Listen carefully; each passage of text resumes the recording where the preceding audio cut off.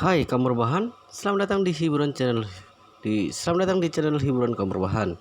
Armin akan melanjutkan membacakan sebuah cerita novel yang sangat bagus, yang sangat terkenal, yang sangat menarik, yang sangat seru, yang sangat layak untuk diikuti dari awal hingga akhir. Sebelum melanjutkannya, pastikan kalian sudah subscribe channel ini dan aktifkan lonceng notifikasinya agar tidak ketinggalan jika admin upload video terbaru. Jika kalian menyukai cerita seperti ini, jangan lupa di like. Jika berkenan, share juga ke teman kalian agar teman kalian juga mendapatkan informasi hiburan seperti ini. Baik, kita lanjutkan di bab ke-751, yaitu di part ke-160. Supir membawa Rolls Royce Yi Chen pergi mengambil BMW seri 5 ayah mertuanya. Mobil baru berhenti di depan mereka bertiga. Ayah mertua segera membuka pintu belakang. Dia berkata sangat gentle kepada Han, Making, kamu masuk dulu. Han Making mengangguk dan tersenyum, membungkuk dan masuk ke mobil. Setelah itu Paul sepertinya pergi ke arah lain dan ingin duduk bersama ibunya, tapi So Chang-kun berkata kepadanya, "Paul, kamu dan Yi Chen sama-sama anak muda. Kalian seharusnya punya topik pembicaraan yang sama. Kamu duduk di depan dan mengobrol dengannya saja." Setelah itu, dia tidak menunggu Paul menyetujuinya. Dia segera menarik pintu belakang sisi satunya dan masuk ke dalam. Paul tidak berdaya. Dia hanya bisa duduk di depan. Yi Chen melaju ke arah kota. Xiao Chang-kun yang ada di kursi belakang berkata kepada Han Making dengan malu, "Making, mobil ini agak jelek. Semoga kamu tidak keberatan." Han Making tidak berdaya dan berkata, "Chang-kun, aku sudah mengatakannya kepadamu. Aku tidak peduli dengan semua ini. Jadi kamu tidak perlu mengungkitnya." Baik, Xiao Chang-kun berkata, Aku tahu kamu tidak peduli. Aku hanya merasa kalau mobil ini tidak cocok denganmu. Lihat dirimu sekarang. Kamu tidak terlihat seperti wanita parubaya berusia 50 tahun. Usiamu terlihat kurang dari 40 tahun. Wanita sepertimu seharusnya naik mobil mewah Rolls Royce. Wajah Han Making tampak merah mendengar dia memuji dirinya. Dia berkata sambil tersenyum, setelah bertahun-tahun mulutnya masih begitu manis. Si Cangkun tersenyum dan berkata, "Aku mengatakan yang sebenarnya." Han Making mengangguk dan bertanya kepadanya, "Oh iya, bagaimana kabarmu selama ini?" Si Cangkun menghela nafas dan berkata dengan sedih, "Lumayan sejujurnya, setelah lulus kuliah, hidupku tidak berjalan terlalu baik." Han Making bertanya pelan, "Apakah kamu dan Malan bahagia?" "Bahagia?" Si Cangkun tersenyum kecut dan menghela napas dan berkata, "Aku dan dia telah bersama 20 tahun lebih, tapi tidak pernah ada kata ini." Mata Han Making terlihat sedih melihat senyum kecut di wajah Xiao Changkun. Dia ingat dengan hal yang tidak bisa dilupakan sebelum malam kelulusan perguruan tinggi.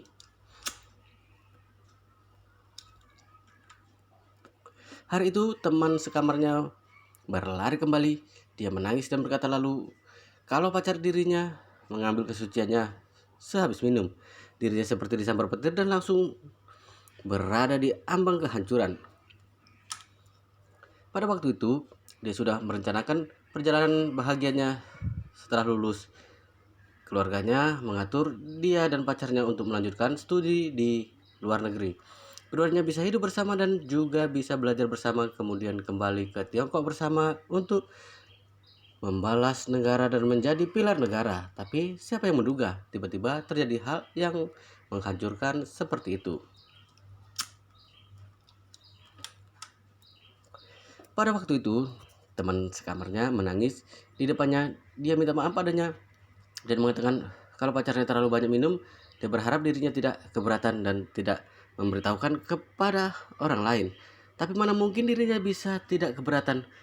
pacarnya telah tidur bersama teman sekamarnya, mana mungkin dirinya tidak keberatan, terutama dengan karakternya yang sangat setia dan tidak egois. Demi pacarnya, dia bisa menahan dirinya, tapi dia tidak akan memberi kesempatan kepada pacarnya untuk mengkhianatinya atau ada yang cacat dalam hubungan mereka berdua. Jadi dia tidak bisa menerima hal seperti ini, maka dia memilih untuk keluar dan meninggalkan Jinling, meninggalkan Tiongkok sekarang diri dengan sedih. Bahkan dirinya yang sudah keluar negeri mendapat pukulan besar setelah mendengar pacarnya menikah dengan teman sekamarnya.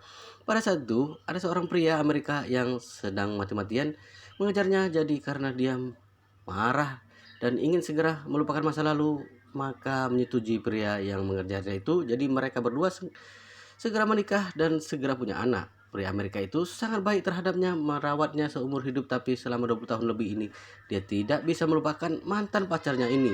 Ketika dia mengingat masa lalunya, dia baru menyadari jika dirinya terlalu emosional pada waktu itu dan dijebak orang lain. Teman sekamarnya ini bukan mencarinya karena merasa bersalah padanya. Dia juga bukan berharap dirinya tidak mempermasalahkan hal itu. Dia berharap dia mempermasalahkannya. Semoga dia tidak bisa menerimanya. Semoga dirinya menyerah lalu memberikan mantan pacarnya kepada dirinya sendiri. Dirinya pada waktu itu terlalu muda, terlalu sombong, terlalu fokus pada prinsip-prinsip kehidupan dan kemurnian perasaannya. Jadi dia bisa melepaskan pria yang dia cintai dan jatuh dalam jebakan jahat teman sekamarnya itu. Karena dia terus memikirkan Seo Chang-kun, sebenarnya Han Making melalui kehidupan pernikahannya dengan sangat menderita. Suaminya sangat mencintainya, dia juga berusaha keras untuk melakukan tanggung jawab dan kewajiban sebagai seorang istri yang baik. Dia tidak pernah mengkhianati suaminya, mengurus rumah dan anaknya dengan baik, juga banyak membantu karir suaminya.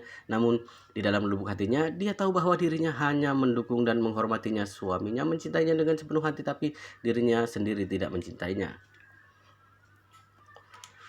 Dia menjalankan pernikahan tanpa cinta selama 20 tahun lebih lalu suaminya meninggal karena kanker. Han Making merawat suaminya dengan penuh hatinya sampai dia dimakamkan.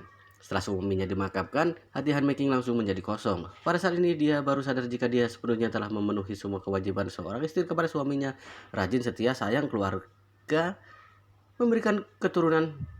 Dia berusaha melakukan yang terbaik untuk semua hal.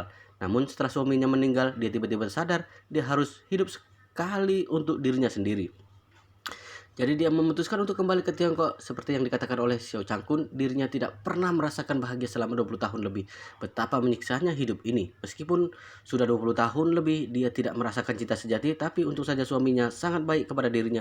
Meskipun dia tidak cinta, tapi dia masih sangat bahagia. Seo Chang-kun sangat sedih saat ini. Selama lebih dari 20 tahun dia terus menyesali apa yang terjadi malam itu. Selama lebih dari 20 tahun dia tidak pernah mencintai Malan dan tidak pernah merasakan kebahagiaan sebuah keluarga. Selama lebih dari 20 tahun dia masih merindukan Han Making.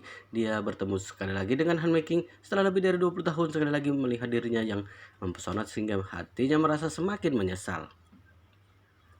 Dirinya seharusnya bersama wanita sempurna, rendah hati, pintar dan pengertian ini selama hidupnya. Tapi kenapa dirinya malah melewatkannya dan bersama wanita tidak masuk akal seperti Manlan? Pada saat ini Seo Chang-kun merasa dirinya melewatkan seluruh dunia. Seo Chang-kun mengingat hal ini di dalam hatinya sehingga matanya merah dan air matanya mengalir. Alasan utamanya karena dia melihat Han Making yang sangat cantik saat ini. Bahkan Ye Chen juga merasa dia lebih baik 100.000 kali lipat daripada Malan. Dan Seo Chang-kun hidup bersama wanita galak tidak masuk akal selama lebih dari 20 tahun lebih. Seo Chang-kun melihat Han Making sekarang, dia memikirkan kembali tentang semua ini. Bagaimana mungkin dirinya tidak merasa sedih? Han Making melihat Seo Chang-kun meneteskan air mata sehingga hatinya merasa lebih tidak nyaman. Han Making juga menyesal. Dia menyesal karena dia meninggalkannya dengan gegabah. Dalam 20 tahun terakhir, Seo Chang-kun tidak bahagia, dirinya juga tidak ada cinta. Mereka berdua mengalami penyiksaan yang sama. Jika seperti itu, mengapa harus berpisah sejak awal? Dirinya jelas-jelas tahu kalau Seo Chang-kun tidak mungkin mencintai Malan. Dirinya jelas tahu kalau kesadaran Seo Chang-kun pasti hilang total sehingga dimanfaatkan oleh Malan.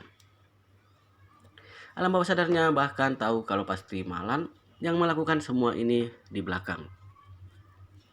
Namun dirinya tidak bisa menahan emosi itu. Hasilnya mereka berdua tidak benar-benar bahagia selama 20 tahun ini. Ketika memikirkan hal ini, Han Making juga merasa sangat menderita. Dia mengeluarkan tisu di dalam tasnya, mengambil satu lembar dan memasukkan ke tangan Seo Chang-kun. Seo Chang-kun pada awalnya memalingkan wajahnya ke arah jendela. Dia tidak ingin Han Making melihat air matanya. Tapi tangannya tiba-tiba diisi tisu. Dia segera melihat ke arah Han Making dan menemukan bahwa matanya tertegun dengan air mata berkilauan. Pada saat ini, Seo Chang-kun bertanya dalam hati, apakah Makin masih memiliki perasaan padanya? Jika dia benar-benar memiliki perasaan pada dirinya, apakah dirinya masih bisa meneruskan hubungan dengannya? Ketika dia memikirkan ini, dia merasa semangat dan gugup pada saat yang bersamaan. Dia gugup karena dia tidak tahu Malan pergi ke mana. Apakah dia akan kembali? Alangkah bagusnya jika dia tidak kembali. Dia bisa mengejar Han Making dengan sepenuh hatinya. Usianya sendiri sudah berusia 50 tahun. Jika dia tidak mengejar cinta sejatinya, bukankah dia tidak akan pernah memiliki cinta seumur hidup ini? Tapi bagaimana kalau Malan kembali? Jika wanita galak itu tahu kalau Han Making kembali, dia pasti akan gila. Dia pasti akan menjaganya dengan ketat. Dia tidak akan memberinya kesempatan untuk bertemu dengan Han Making atau menghubunginya. Hal terlebih penting adalah Malan pasti akan menjadi gila jika dia melihat Han Making saat ini. Karena Han Making pada saat ini jauh lebih cantik dari Malan, juga lebih berwibawa darinya, lebih terpelajar darinya, lebih kaya, juga lebih bermoral darinya. Dia jauh lebih baik darinya dalam segala hal. Jadi jika dibandingkan dengan dirinya, Malan hanya kotoran busuk. Seo Chang-kun hanya bisa memohon kepada Tuhan di dalam hati. Dia berharap Malan tidak akan kembali selamanya. Dia sudah mencelakai dirinya selama lebih dari 20 tahun. Sudah saatnya memberinya kebebasan pada dirinya, karena tidak mudah bagi dirinya untuk bersabar dengan selama 20 tahun lebih. Jika Malan tidak kembali lagi, maka dia percaya bahwa dirinya pasti ada peluang untuk bersama Han Making lagi, meneruskan hubungan dulu. Selain itu, dia merasa putra Han Making merupakan orang yang baik. Dia seharusnya tidak bisa menerima dirinya sebagai ayah sambungannya.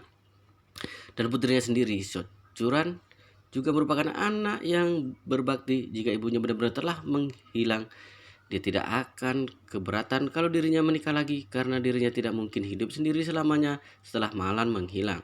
Satu-satunya hal yang dia khawatirkan adalah apakah Malan akan kembali lagi atau tidak.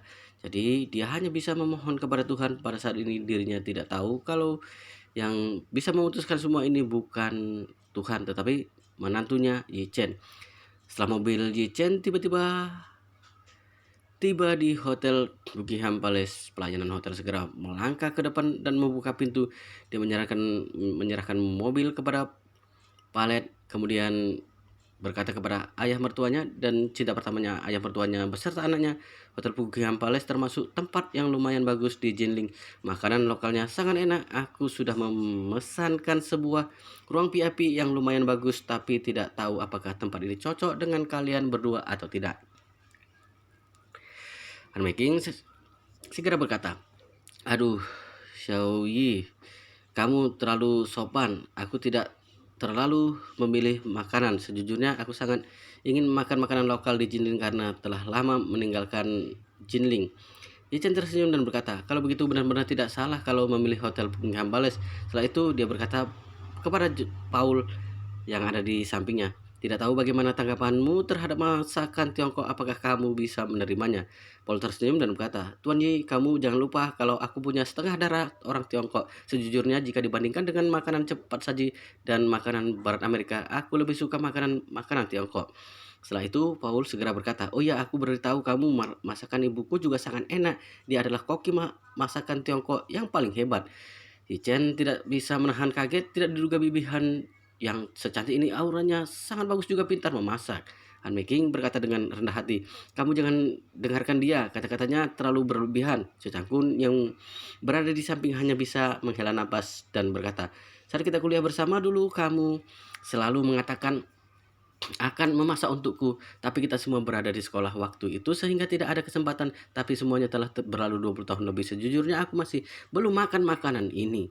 Han Making tersenyum dan berkata dengan serius, kalau begitu jika ada kesempatan aku bisa memasak supaya kamu mencobanya.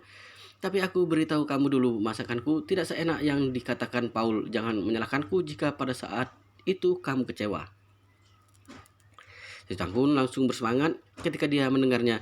Dia segera bertanya, benarkah? Kalau begitu, kapan kamu ada waktu? Selain itu, si Cangkun buru-buru berkata, jika ada waktu, kita bisa berkumpul di rumahku. Kamu buat masakan yang kamu bisa beri kabar padaku dulu. Aku akan menyiapkan bahannya. Setelah itu, kamu dan Paul datang ke rumah. Kamu hanya perlu memasak. Aku akan menjadi asistenmu dan membiarkan anak-anak makan. Han Meking berkata dengan malu, apakah ini pantas? Seharusnya Malan tidak ingin bertemu denganku, bukan? Ketika menelpon kemarin, Seo Chang-kun memberitahu Han Meking kalau hubungannya dengan Malan sudah retak dan pisah ranjang, tapi tidak mengatakan alasan lengkapnya. Dia juga tidak mengatakan kalau Malan masih menghilang. Jadi Han Meking berpikir kalau mereka berdua hanya pisah kamar saja tapi masih tinggal di rumah yang sama. Jadi dia tidak terlalu ingin pergi ke rumahnya karena takut bertemu dengan Malan lagi. Apalagi kenalannya ini bukan orang yang baik. Seo Chang-kun segera melambaikan tangannya saat ini. Dia berkata dengan acuh, kamu tidak perlu khawatirkan tentang dirinya. Dia tidak ada di rumah sekarang. Dia tidak tahu kapan dia pulang. Dia tidak akan pulang dalam waktu dekat ini. Setelah itu, Seo Chang-kun berkata lagi, menurutku bagaimana kalau hari ini saja kita makan siang di Hotel Buckingham Palace, kemudian kalian pulang istirahat di hotel, dan kalian datang ke rumahku pada sore hari. Kita bisa masak bersama dan makan bersama lagi. Aku sekalian bisa perkenalkan putriku kepada kalian. Pertimbangan Seo Chang-kun sangat sederhana. Dia takut Malan akan tiba-tiba kembali dalam 2 hari ini. Jika tiba-tiba pulang, maka dirinya tidak akan ada kesempatan baik ini lagi. Meskipun membunuhnya, dia juga tidak berani mengundang Han Meking makan di rumah jika Malan ada di rumah. Jika seperti itu, mungkin Malan akan membunuhnya dengan pisau. Jadi dia merasa harus melakukannya dengan cepat kalau ingin ada kesempatan ini. Semakin cepat semakin bagus. Han Meking juga terus memikirkan masa lalu. Karena rumahnya ada di Suhang, jadi dia tinggal di asrama sewaktu kuliah di Jinling. Selain itu, waktu itu gaya pacaran mereka lebih pemalu dan rendah hati. Mereka tidak berani ketahuan keluarga, jadi dia selalu berpikir ingin memasak untuk Seo Chang-kun, tapi dia tidak ada kesempatan yang cocok. Waktu itu juga tidak semudah sekarang. Jika ingin mencari sebuah tempat dan memasak untuk pacar sekarang, bisa langsung mencari apartemen hotel atau menyewa apartemen keluarga untuk jangka waktu pendek untuk mengatasi masalah tersebut. Selain itu, peralatan dapur sudah komplit semuanya. Tapi tidak seperti itu dulu. Meskipun tinggal di wisma biasa di luar, harus ada surat izin dulu. Oleh karena itu, pasangan anak muda dulu tidak mungkin bisa tinggal di hotel atau wisma. Selain itu, wisma sekolah tidak memerlukan surat pengantar. Mereka bisa membuka kamar dengan kartu mahasiswa, tapi para mahasiswa tidak berani ke sana karena sangat berkemungkinan tertangkap dosen maupun teman kuliah. Han Meking dan Seo Chang-kun merasakan buah terlarang untuk pertama kali ini adalah suatu malam ketika tidak ada orang di rumah keluarga Xiao. Dia diam-diam membawa Han Meking pulang dan buru-buru melakukannya di rumah. Setelah itu, ketika mereka berdua ingin merasakan rasa itu lagi, maka harus menunggu tidak ada orang lagi di rumah Seo Chang-kun. Tapi keluarga Xiao pada waktu itu, meskipun kakaknya Seo Chang-gan sekolah di kota lain, tapi sebagian besar proyek kakak Xiao ada di daerah sekitar sehingga jarang keluar. Sedangkan nyonya besar Xiao lebih jarang berpergian jauh, jadi sangat jarang untuk kesempatan tidak ada orang di rumah. Jadi untuk waktu yang lama ketika mereka berdua ingin merasakan buah terlarang lagi, mereka hanya bisa memilih hutan dekat kampus atau di taman, di Jinling atau rumah terbengkalai atau lokasi konstruksi. Kebanyakan mahasiswa menggunakan cara ini untuk pacaran. Mereka hanya bisa melakukan seperti itu. Sekarang terlihat sangat gila, tapi bisa saja pada waktu itu karena hormon anak muda perlu dilampiaskan, tapi tidak ada tempat yang cocok. Hutan kecil di dekat kampus adalah tempat yang paling populer. Di dalam sangat gelap, mungkin ada satu pasangan setiap 10 meter. Semua orang bisa mendengar suara satu sama lain, tapi tidak ada yang mengatakan apa-apa dan tidak melihat orang lain. Mereka diam dan sibuk dengan urusan masing-masing. Karena tidak ada yang bisa melihat siapa, tidak ada yang tahu siapa, jadi tidak ada yang merasa malu. Terkadang dosen di sekolah mencari di hutan kecil dengan senter untuk menangkap mereka dan berpikir bisa menangkap satu atau dua pasangan di dalam, tapi tidak menduga semua orang kabur ketakutan. Pada saat ini, ketika mereka berdua memikirkan masa lalu, terutama teringat tentang semua hal ketika mereka bersama, bahkan mungkin terlihat gila dan romantis sekarang atau hal yang memalukan, tapi hati mereka berdua merasa sangat bersemangat. Chen menemukan kalau wajah Han Making tiba-tiba terlihat merah, dirinya terlihat tersipu malu. Dia terus berpikir di dalam hati, bukankah hanya mengatakan akan memasak di rumah, kenapa wajah bibi Han terlihat merah? Kemudian dia segera melihat ayah mertuanya dan menemukan kalau wajah ayah mertuanya juga memerah. Wow, sepertinya ceritanya semakin menarik saja dan sangat membuat penasaran kita untuk bisa mengetahui cerita kelanjutannya. Tapi sepertinya di part ini sampai di sini dulu. Kita akan lanjutkan di part berikutnya di video selanjutnya. Pastikan kalian sudah subscribe channel ini dan aktifkan lonceng notifikasinya agar tidak ketinggalan jika admin update video terbaru. Jika kalian menyukai cerita seperti ini, jangan lupa like jika berkenan, share juga ke teman-teman lainnya agar teman-teman lainnya juga mengetahui ada hiburan semacam ini. Oke, kita lanjutkan di part berikutnya di video selanjutnya.